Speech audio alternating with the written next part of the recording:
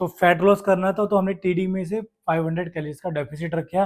तो fat loss के लिए जो रिक्वायरमेंट कैलोरीज कितनी आई, 2000 किलो कैलोरीज पर डे। अब हम निकालेंगे मैक्रोज को। तो हम सबसे पहले फैट को निकालते हैं। तो फैट के लिए क्या होता है, जो डेली रिक्वायरमेंट होती है टोटल कैलोरीज में, वो 20 से 30% होती है टोटल कैलोरीज का। तो मैं 25% लेता हूँ टोटल कैलोरीज का। तो 2000 कैलोरीज का मैं 25% लूंगा, तो कैलोरीज कितनी आएगी, 500 किलो कैलोरीज। अब इसको 1 ग्राम फैट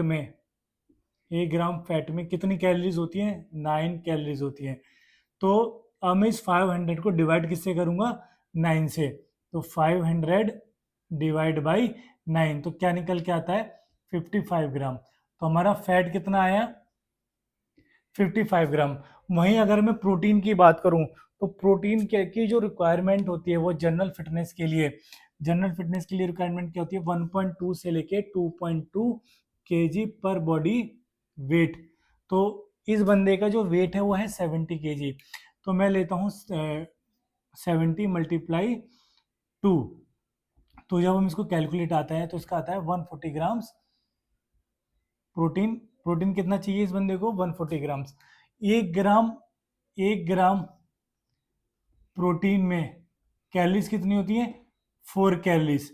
अब 140 मल्टीप्लाई 4, इसको जब हम कैलकुलेट करेंगे तो कितना आ गया, 560 किलो कैलोरीज। अब हम कार्ब्स निकालने के लिए जो फॉर्मूला होता है, जो हमारी टोटल कैलोरीज है, टोटल कैलोरीज कितनी है, टोटल कैलोरीज माइनस में फैट, माइनस में जो फैट की कैलोरीज है, माइनस में प्रोटीन की जो कैलोरीज है, ठीक है। तो टोटल कैलोरीज हमारे पास कितनी है, 2000, माइनस में फैट की जो कैलोरीज कितनी है, 500, माइनस में प्रोटीन की कैलोरीज कितनी है, 560।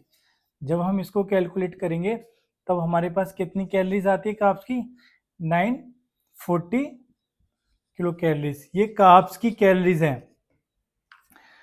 1 ग्राम कार्ब्स में भी कितने कैलोरीज होती हैं, 1 ग्राम जो कार्ब्स होता है उसमें 4 किलो कैलोरीज होती हैं। तो 940 को हम डिवाइड करेंगे 4 से, तो कितना आ जाएगा, 235 ग्राम्स। तो प्रोटीन हमारा कितना आया, प्रोटीन हमारा आया 140 ग्राम्स। फैट कितना आया हमें, 55 ग्राम्स। और कार्ब्स कितना आया, 235 ग्राम्स।